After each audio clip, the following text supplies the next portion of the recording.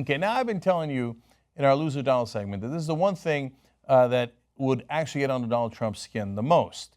And it's because he's insecure about it, because he's been a loser his whole life. Almost none of his businesses have worked out. He took daddy's money and has been fumbling it and bumbling it ever since. His dad bailed him out on a great number of occasions. I've told you that in some of the previous segments. I've got more of that coming up for you in later days because we're going to keep on doing this until Donald Trump gets to election day or maybe drops out before. So, in light of that, we now have a very interesting revelations from Michael Moore. He says that he has sources that say that Donald Trump initially got into the race to help with his negotiations on The Apprentice with NBC. Now, he, as usual, because he's such an idiot, miscalculated and called the Mexicans, immigrants that are coming in, rapists and criminals. Well, that alienated such a large chunk of the audience that NBC canceled the show. And he was like, oh, but then his polls started going up. And he's like, oh, wow, okay, I guess I'm going to start to run. And Michael Moore says, look, it's a fact. And people at agencies, meaning the agencies that represent talent like Donald Trump, and media companies like NBC know it. People at NBC know it. That's what Michael Moore claims, okay? And he explains that since Donald never really wanted to run, and now he thinks he's going to lose, he's trying to find a way to pull the chute. So he says, by this past weekend, the look on his face said it all. I hate this. I want my show back. But it was too late. He was damaged goods, his brand beyond repair, a worldwide laughingstock, and worse, a soon-to-be loser. I told you, that's the number one thing Donald Trump fears. Michael Moore adds, many now are sensing the end game here because they know Trump seriously doesn't want to do the actual job. And most importantly, he cannot and will not suffer through being officially and legally declared a loser on the night of November 8th. So Moore's theory is he's either trying to consciously or subconsciously throw the election. That he's saying one insane, outrageous comment after another in an effort to get out of the race. Because what he doesn't want is what's going to happen. He's going to go to the end and he's going to get crushed. He knows it, so he's trying to find any reason to back out of it.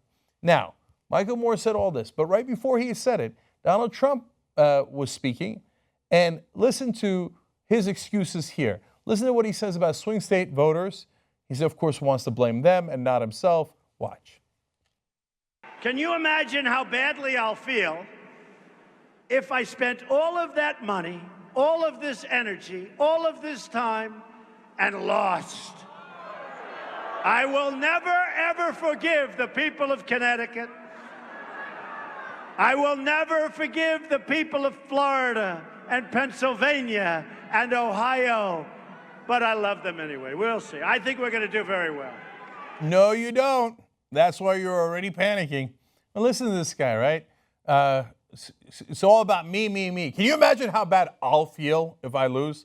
Not, hey, the country will be on the wrong track, and that's why I got into this race to make sure we don't head down the wrong path. No. Can you imagine how badly I'll feel? I know, Donald.